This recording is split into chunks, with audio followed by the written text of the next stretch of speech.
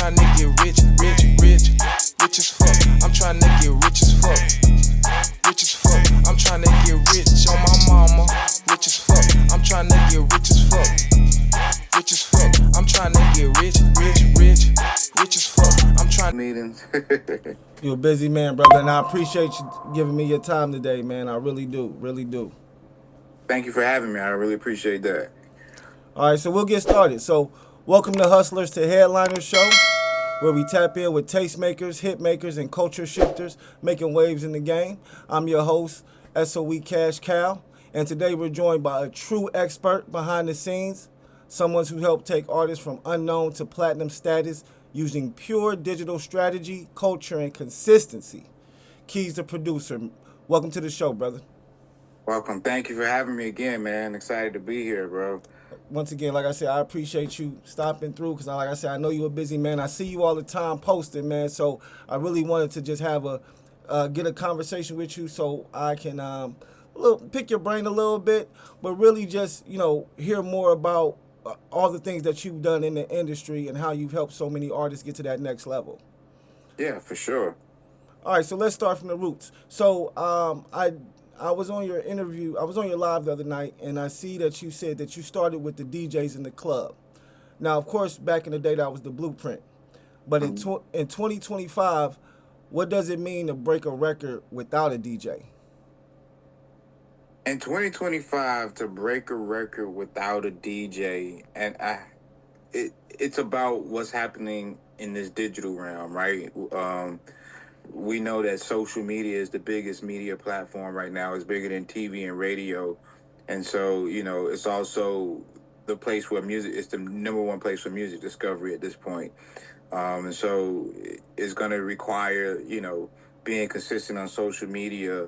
Having a viral moment helps a ton, having user generated content strategies, things like that. So it's about how you show up on these different platforms. TikTok is a very powerful platform for artists right now, and as well as YouTube and Instagram and Spotify and Apple Music, all these different places. It's funny because I explain it in the 11-week rollout strategy that these places are actually like digital clubs. That's how I see it, right? These are clubs where a bunch of people are hanging out and you need to be able to show up, So back in the days, we'd be in the clubs trying to get the DJ to spin the record, you just wanted it to be heard by people. And so that's how I kind of see these digital platforms now as digital clubs where millions of people are hanging out. So you want them to hear your music while they're on these platforms. All right, bet. So by you coming from the clubs and the DJs, do you think Steve, do you feel like DJs can still break records? I think there should be a healthy combination of both, right? Because people still want to be outside, don't get it wrong. We still want to go outside now. And I said it on my live the other day. I think, the artists that really can do both right now is really where what it's about. So you still want to be building with DJs. You still want to be in the streets, with your print collateral, whether it's posters, whether it's, maybe you got a flyer with your QR code where you can drive people back to your digital presence. So I think as you're making your marketing efforts and you're building your networking boots on the ground, as I like to say, you want to make sure you have a way you can bring them back to the digital side. So I think it's about both, really. All right, bet. If you want to build for a long term now, I posted something the other day. A viral moment is just a viral moment. It's not a career. So. Right, and I've been hearing that recently too because I feel like, a lot of people don't understand that negative publicity is usually the best publicity. Unfortunately, people talk about negative things more than they talk about positive things. Right. So a lot of times these viral moments be based off negativity. So it's like if it's not nothing that's positive or something that can maintain itself, then you're right. It's just gonna burn out. So right. No, I agree with you. I agree with you 100% with that. All right, so a lot of artists think just posting a song and throwing $20 at the promo ad is enough. What is it that most artists don't understand about real digital marketing today? Well, that's a two-headed question, but the first part, you know, throwing, putting $20 into a post, it's if your goal is just to increase visibility, cool, right? Digital marketing and marketing period is about bringing people down what we call this funnel, right? And so top of the funnel is where the visibility starts. And so yeah, the $20 will get you the visibility, but it's not going to bring people down the funnel to where they're taking the actions that you want them to take. They're streaming your music. They're buying merch. They're buying tickets to a show. They're following you on all platforms because there's so much content, right? There's so much content. I think we see like 70,000 brands a day. And, Dang, that's a lot. so just because you say I'm gonna spend $20 to get some impressions or some reach, it's just top of funnel unless you understand the system, the psychology to bring the people all the way down from the visibility to engaging. They know who you are, they like you, they trust you. Now they're going to take the actions that you want them to take. And so that's where the misconception is, especially on the front end when we're talking about boosting the post. That is only just to increase some visibility, but it's not enough to really get the consumer to take the action you want them to take. So there has to be a system in place. Once you do get the visibility, right? What's the system to get the rest of these consumers to take the down actions that you want them to take? Right, because it's funny because doing research and reaching out to individuals, paying for certain subscriptions so that I can speak to individuals. One of the biggest questions that I never get answered, or I guess there is no answer for, is what's the best budget, or what's the best budget to start out with, and I guess because when you ask that question to individuals, like maybe some um, I want to say A&Rs, but I don't think they're really A&Rs. They're just individuals who are just, like I say, working behind the scenes, maybe with some companies or something of that nature that we get an opportunity to talk to. And Mm-hmm. they can never really give me an answer for a realistic amount for a budget for an artist to get started. So is there an amount, or is it just based off of what an artist has? Like if you got $20, then, and you could, like you say, and that $20 is going to give you a little visibility, then you got to start where you can start it until you can get maybe more money or a bigger budget. Yeah. So the reason why most don't give you an answer because they really don't know, right? There's not many people that can take an artist from zero, literally less than 10 monthly listeners, get them popping. And they're just because there's people don't know how to do it, and that's one of the reasons why you know there's a lane for me now. That's one of the reasons why I am able to work with the label.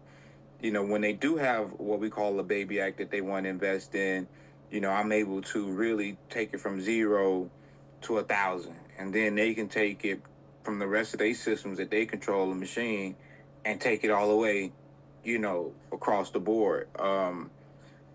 I believe that if you really want to make a significant jump, right? Like I like exponential growth. I believe in like quantum jumping. So if Right. you want to really see some real exponential growth, I tell artists now if you can allocate, and even we've gotten this number down a little bit this year. I've seen because we perfected the formula so much, we've been able to get this number down. But the last 18 months, I've been telling artists if you can put $2,500 per release, the growth you're going to see is going to be exponential. You Right. know what I mean? So Mm-hmm. does that mean I'm one that tease your music, save up your money, and if you can allocate, that I can even say if you can allocate 1,500 to an ad spend. Now we can even take 1,000 off it. If you gotta allocate 1,500 to an ad spend per release, and you understand the formula, how to do that specifically with the Spotify, right? There's a reason why I lean into Spotify more than any other platform. What a lot of people don't understand is Spotify's algorithm is the most user friendly algorithm for artists, any artist. Their Okay. playing field was always designed to level it out. Apple Music, on the other hand, was only created to compete with Spotify so the industry wouldn't lose its stronghold on the business. Right. All right. And so when you understand that and you understand, okay, this algorithm gives me the best chance, and like I said, you allocate the spend the right way, once you cut the ads off, you're going to continue to get traction. You're going to continue because you triggered the algorithm. And every algorithm works from the same concept. I'm not gonna say the same, but it's the same concept because every platform wants to keep you on their platform. Right. And so Right. when you Correct. do a good job of keeping people on that platform, whether it's Spotify, Instagram, TikTok, they're gonna reward you. And so that's the approach we take with the rewards. But if you got a bigger budget, there's so much you can do. You can 10x that. Then you can start to say, okay, we built the social proof. Maybe we're ready to go to the blogs now. You know, maybe we're ready to do influencer marketing now, but first you have to build a social proof, and the easiest way to do that is through ads. Mm. All right, bet. Man, appreciate that, man. That's some good game right there, bro. So let's slow down a little bit. I wanted to dive into one of your case studies. Justine Scott, the Justine Scott song. That's not me, Oh, that Christine. wasn't. Oh, okay. I thought. Oh, I'm sorry. I thought I heard you say something about a song called Justine Scott called Collide that y'all had worked on or something of that nature. No, I think that's J.R. McGee. Oh, J.R. McGee. Okay, my bad, my Yeah. bad. All right, no problem, no problem. Well, what about Money Long? You did say something about Money Long, right? No, that's still J.R. McGee. You got J.R. McGee. J.R. McGee. Oh well, J.R. I must. McGee did Money Were Long. y'all talking about it the other day? No, you know what? You know what that was? I'm sorry. I seen you on No Labels Necessary podcast, and I believe you guys were talking about it on there. So I might have got my names No, mixed up. I think you thinking about J.R. McGee because he's been on their podcast. I Oh, know those guys. I know Brandman Sean. I know Corey both. They follow me. I've had several conversations with Corey and Brandman Sean. I've actually met J.R. McGee in person. When J.R. he did Ray Daniels podcast about, wow, that was 2 years ago. Time flies. you And so know I know what? those. And you're right. It was J.R. McGee because now that I remember his face, you don't look like him. Yeah. It was- but what have you ever been on No Labels Necessary? Shout out to No they Labels Necessary. yeah, they've reposted some of my content on that page. Okay, Yeah. okay, Yeah. okay. Yeah, because I know I've seen you on there. So, all right, no problem, man. So Yeah. yeah, I was totally thinking of somebody else, man. So my apologies for that. But no, shout out to J.R. McGee. Everything he did with Mooney Long. A Money Long. They won that Grammy, huge, huge thing. And J.R. is no longer in the business, so I do see myself as that person that's going to come on in and kind of take that reign. But a lot of the concepts that Jr. definitely was talking about, especially towards the end of his career because he retired, um, were things I had been preaching for like the last 5 years. And there were Okay. things that nobody else was really saying. And as people start to get it, it was like, okay. Because at first, everybody was saying, playlist, playlist, playlist. You need to get on this playlist. You need to get on this playlist. Right, And right. then it started to like, if you go back to he did the Ray Daniels podcast. And it was so funny because I was in studio as they was taping it. And it was like, if you're still talking about playlists, you missed the boat. I'm like, yeah, I've been preaching this for years. You know what I mean? And so it's about people. And that's our approach. We're going to focus on the people that's going to most likely engage with your music, the people that you're going to serve with your music, and really making sure we put your content in front of those people. And then those people will do everything we want. They're going to stream the music. They're going to save it. They're going to add you to their personal playlist because every playlist except for the algorithmic playlist is controlled by a person. So it's still about people. And that's been our we want to focus on the fans, and because when you think about playlists, then it's an passive listen. Most people when they cut their phone and they got a playlist on, they're in the gym working out, so they're not even looking at the phone. So your song does come up on this major playlist unless you've made a great song and you were intentional about certain things, they're not going to go and check to find out who it is. Just typically because people are passively listening when they're listening to playlists. So we like to focus on putting your music in front of the right people. Now that's another thing. All right, so now you brought up playlisting. So and that's one thing that I, have invested in, and my biggest thing with that was, you get on the playlist, your monthly listeners go up, and then the next month, as soon as they take you off the playlist, everything goes back down. Right. So you know what I'm saying. So that has always, because when I do ask industry professionals about, all right, I got artists, I'm working with artists, they doing their thing in the city. They gonna tell you, get on this playlist. Well, no, they tell me it's about the numbers. They say it's Right, about okay. the numbers. And I'm like, Yeah, okay, right. well, if it's about the numbers, let me, go to playlist and then try to get my numbers up. But like you say, the numbers don't stay. And that's been the biggest disconnect, I believe, with me for one, but I know with a lot of artists, because I see it. 1 month they up, the next month they back to 10, 11. So with that, you're saying at this point in time, they're transitioning to more so being more personalized with your fans and with the engagement? Well, yeah, that's what it has to be, right? And they're not transitioning yet. So, same thing, perfect example. And I won't say that we have an artist that we're working with that's signed to a major label, Sony, and you know, you know, they got him on this big playlist, the big editorial playlist.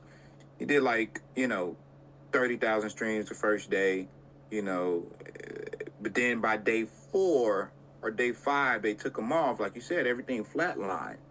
Versus the song that we promoted, because we can do what we call release comparison. So I can compare any release for the first 12 months and look at the data.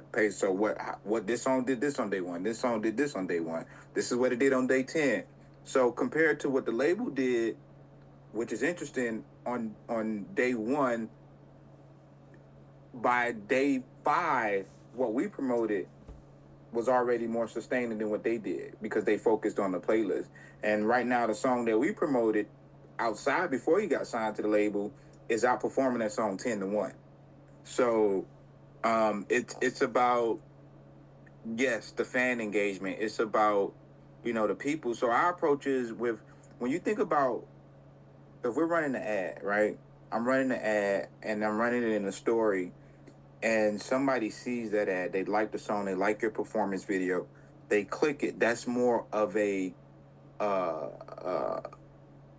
intentional listen. That's more an aggressive listen versus a passive listen, because they saw the ad, just that funnel, right back to the funnel. So saw the visibility, they liked it, they took an action that we wanted them to take. They clicked the link. Now they took it it took them to your Spotify.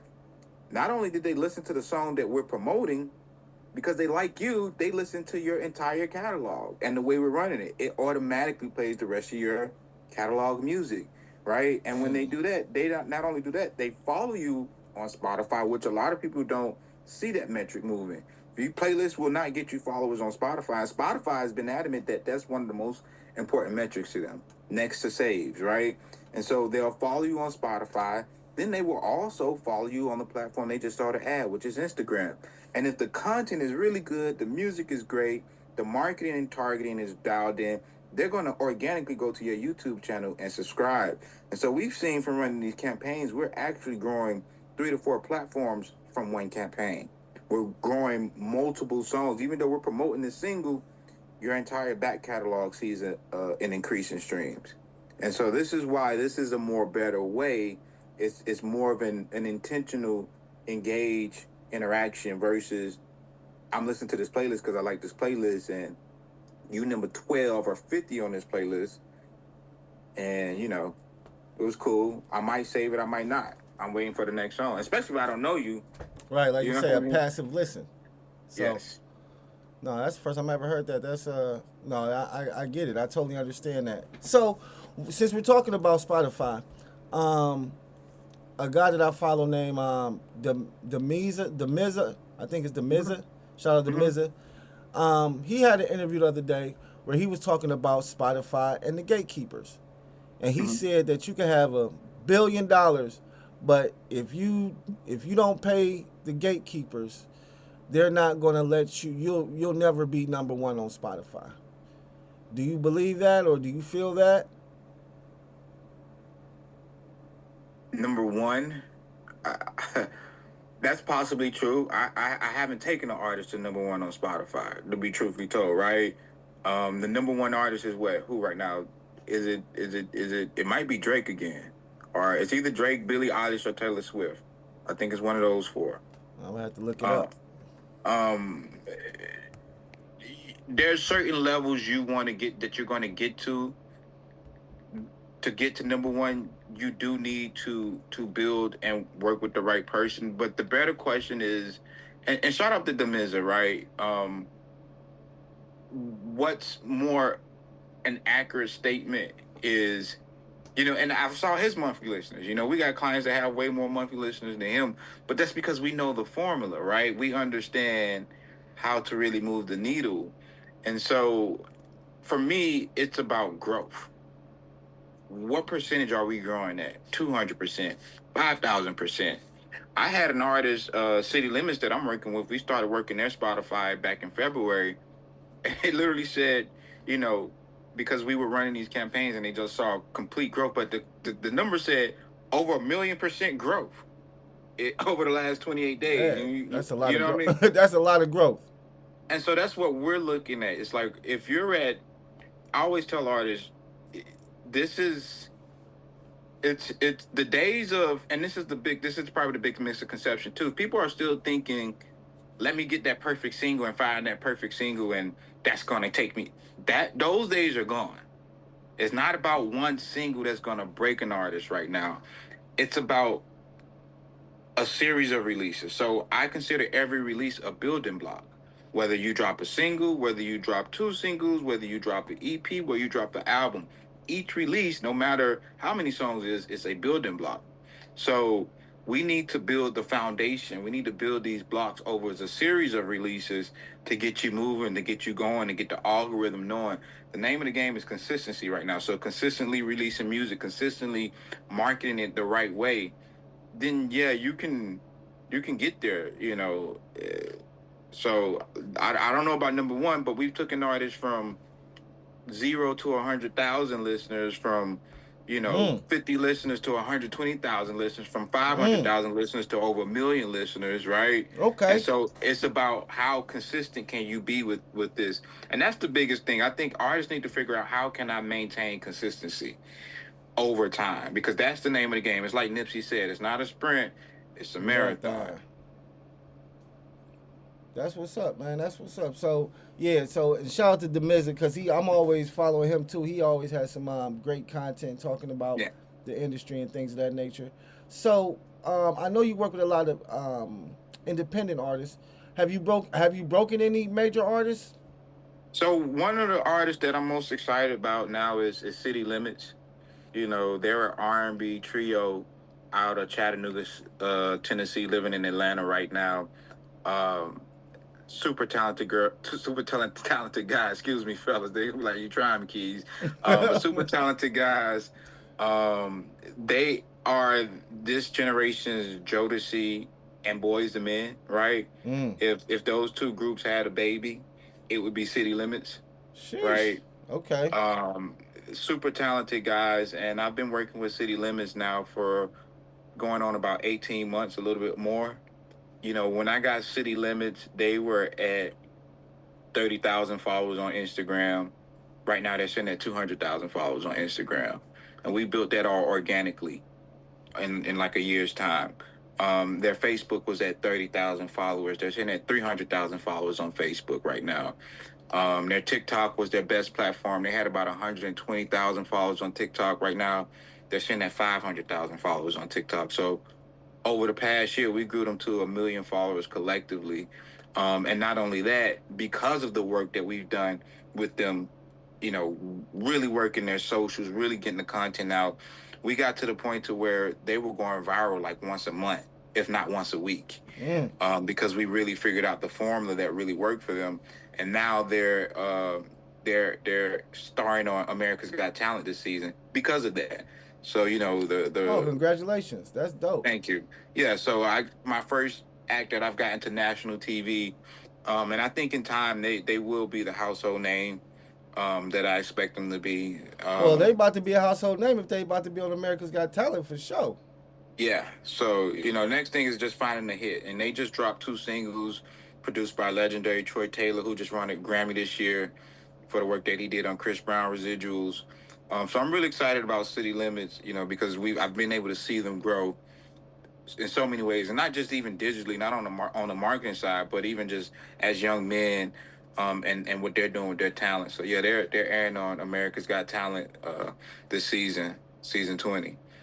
Oh, that's Really great, excited man. about that. That's dope. Yeah. All right, man. So I'm gonna give you a couple more questions. So the other night when we was on the live, I heard you say that you started out as a musician. You play the keys. Hmm. So do you still produce? Like, are you? Because I think you said you produce too. Like you used to produce, right? Yeah, so I started out as a musician first. I practically came out the womb playing piano. I come from a musical family, Okay. so my older brother played piano. My dad played a little bit. My mom's a singer songwriter. So I was born into to Right. the You was born music. into it. Yeah, and so I started. I remember playing "Happy Birthday" by ear at the age of 2 or 3 on a little Casio Sheesh. keyboard, and by the time I was 6 or 7, I had kind of composed my first song. And so yeah, that's always going to be in me. I'm a musician first before I'm a marketer. Even Okay. before I'm a producer, I'm a musician first. So that's always going to be there. I'm not actively producing like I used to. I do believe that the business side and the creative side are two different sides of the brain. So I intentionally don't go to that side. Hmm. I do have a studio house in Dallas, Texas, and a production company in Dallas, Texas, and partners that I'm building with. And so there may be a moment where they may say, "Hey, Keys, can you come lay some keys on this right quick?" And I'll take 20 minutes, lay the keys, and get out the way. And I'm back to the business side, on the executive side, marketing and everything. But it's there. That's a God-given talent. It's not going nowhere. Okay. So I actually was fortunate enough in 2010. I had a Chris Brown placement, Okay. a record called Medusa. It was actually 1 year after the Rihanna situation happened, the Oh night of the wow. Grammys, where they got into that. And so the record label, and this was a marketing lesson I learned back then, right? The record labels decided that they weren't going to release an album on Chris because the fan base kind of was tarnished at the time. And so, Yeah, I remember they that. needed some time. And then the following year, they did these two mixtapes. The first one being "In My Zone," and Medusa was the lead track on that mixtape, kind of just to kind of get music out there and let the fan base kind of Get back. blow over, Right. forget about what happened a little. And then they did the second mixtape, which featured the record Deuces. And then the following year is when they dropped the album again. In fact, Medusa was supposed to be on the album, and it's a lesson for all you artists, creatives. Be smart. This is a business. This is about relationships. Medusa was supposed to be on the album, the album that got released, um, but the songwriter, she was like, "Oh, I want 60% of the song or something like that," and they got greedy, and it ended up not being on the album. That's the story I was told. I don't know the songwriter personally, but that's what I was told. But Mm. you know, lesson, just you got to be smart, you got to be flexible in this business, and 50% of zero is what? Zero. So. Zero. So So. but yeah, Medusa, that's, you can still find that on YouTube now. It's a pretty good record that I like. And so that was back in my production days. Yeah. All right. So you, and I'm glad you brought that up. Do you still help art? Do you help other artists get placements too, or do you just focus on the data and the analytics? um there's always opportunities that I can put artists into, just if it aligns, right, or producers, if it's the right situation. I'm really fortunate now where I've kind of come up in the ranks of the music industry. I'm respected by a lot of high level executives. Shout out to Max Goose, high level producers, super producers. Shout out to Rodney Jerkins, Dark Child, who just was inducted into the Songwriters Hall of Fame this year. Rodney's one of my clients as well. And so there's always opportunities that may align for something that's So if something is in place and it makes sense for that opportunity, sure, I'll do what I can to make it happen. All right, man. Well, I really appreciate that. And the last question, man, analytics. So Mhm. every artist hears they're important, but few know what to actually look at. What specific analytics do you recommend independent artists focus on, and how should they use that data? Yeah. So when it comes to Spotify, one of the most important metrics is the saves. Okay, the saves. The save. So you hear a lot of people talking about this my monthly listeners, this how many streams I got on this. You don't hear a lot of people talking about I got this many amount of saves, right? Right. The reason why that's such an important metric is because it saves Are intentional. they're intentional, but they represent multiple streams in the future, right? Because if I'm a fan and I save your song, it's like how many times am I gonna listen to it this week?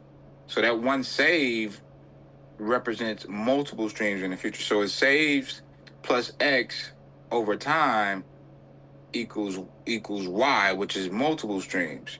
Because if I saved it, which I can only save it one time, Right. right? If I saved it, how many times am I gonna listen to it in the next 3 months? How many times am I gonna listen to this song in the next 6 months to a year or for a lifetime? Right? You gotta think about how many times do you listen to your favorite song? I got a certain song that I listen to every day. Right. you know so that Facts. save represents future streams. So that's one of the most important metrics that I'm looking at when we're running these campaigns. I'm looking at the listener to save ratio. So if I got 100 listeners on this song, let's do 100 for simple terms. I got 100 listeners. Did I get at least 30 to 40 saves? That's a 30% conversion rate. Mm. That's the metric that's going to give you the long-term metrics, right? Because your catalog is about the money that you make over time, over a lifetime. And so your bread and butter becomes those saves and those personal playlist ads that the fans added to their own playlist. So that's probably the most important metric that I'm looking at on Spotify. So listeners to save ratio. Obviously, followers is an important metric too for Spotify. Followers, growing followers on any platform. When it comes to, I think a lot of people know what to look for on the content side on social media. You want to be looking at your watch time. That's important more than ever right now. Yeah. Are people sharing it and saving it? Those are important metrics more so than the views. But even more importantly, what we call owning the data, right? You don't own Spotify, you don't own Instagram, you don't own TikTok. Those platforms could shut down tomorrow, they could crash tomorrow. Are you collecting emails and phone numbers? That is the most important data that you want to collect because that's going to give you the ability to communicate with your fans outside of these platforms to go direct to consumer. And so one of the things we were able to do with City Limits in like 4 months is we've collected over 1,000 phone numbers and emails, right? And this is just from a soft launch. We haven't. It's just from them talking about it a little and then having some automation set up. We've gotten 700 people into an exclusive fan club for them. The next thing is we're going to start to charge a monthly subscription. So we get that to 1,000. We charge them $5 a month to be a part of that subscription. What do they get? You get access to new music before it's out. You get access to exclusive content that you won't see nowhere else behind the scenes. You get access to, intimate Zoom calls with the group and maybe 10 other people where you can just talk to them directly. So all these extra benefits that we can offer to the fans in this exclusive fan club. And the reason why that's important because for an independent artist, it's going to take a long time before you can really make the money from streaming that you can live off of.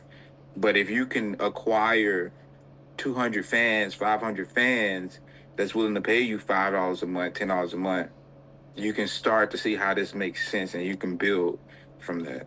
And then the streaming just becomes an ancillary revenue stream. It's not the end all be all for you until you can get to the point to where you're at 3 million monthly listeners or something like that, right? All right. So, and you're doing 5 or 6 million streams a month, then that will become. But that's the process that an artist would want to look at. Those are the metrics you really want to focus on. All right, and that's what your program does. That's what your course does. Period. You got all that. Your course takes care of all that. Helps the artist with all those metrics and everything. Yeah. We show you pretty much how to build it, right? What type of content you want to use, how you want to set up these ad campaigns so you can trigger the algorithm. We talk about what metrics are important and everything. Really, the course covers everything. I didn't leave no stone unturned. We talk about back to building with the DJs and the club owners and the venue promoters, like, because that's still a part of the process. But yeah, we cover all of that in the 11-week rollout strategy course. All right, bet, man. Well, once again, KEYZ, I really appreciate your time. Let the people know where they can connect with you, stay in touch, and work with you and your team. Yeah, definitely. You can find me, KEYZ the Producer, on all platforms. That's KEYZ with a Z, KEYZ. The Producer spelled as is. And you can find me on all platforms. Probably just giving game. Hey, man, that's all I ever get from you, man, is game. And I really appreciate it, man. And I'm definitely going to be tapping in with you because I know you said you got the new one dropping. When is the new one dropping? We want to drop it. I want to drop it on the 21st of this month. Okay, I gotta move quick then. Yeah, I want to drop it on the 21st of this month. And what we're going to do with that, we're actually going to do a live Q&A session for the people that do get in. I'm going to have Max Goose come on with me, who's my partner now, who, if you guys don't know Max Goose, Max is a legendary Black executive. Everybody from discovering Adina Howard, B2K, Saweetie, YG. He was the A&R behind Beyonce's biggest albums, Sasha Fierce, B-Day. Huge resume. He's done a lot of things in his business.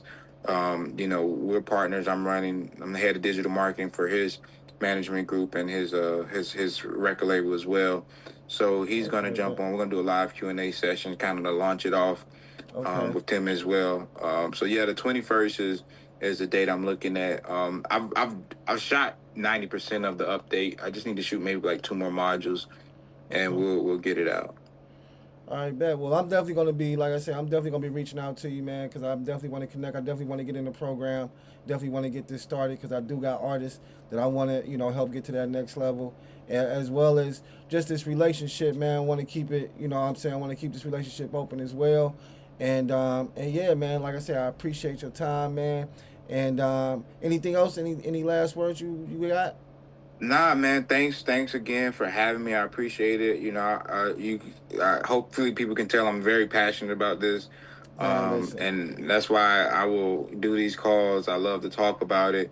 So thank you for having me. And to all the artists, just be consistent. Don't give up. The ones that win are the ones that don't give up. Know what you want, set your goals on what you want, and you work towards it. You put the plan towards it to get it.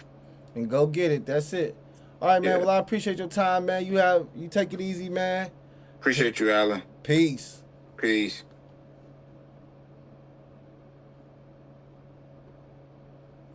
That's a wrap on another episode of Acquired Taste. Hustlers, the headliners. If you got value from this, make sure you hit the subscribe button, share it with fellow creatives, leave a review. Until next time, stay independent and stay intentional. Peace.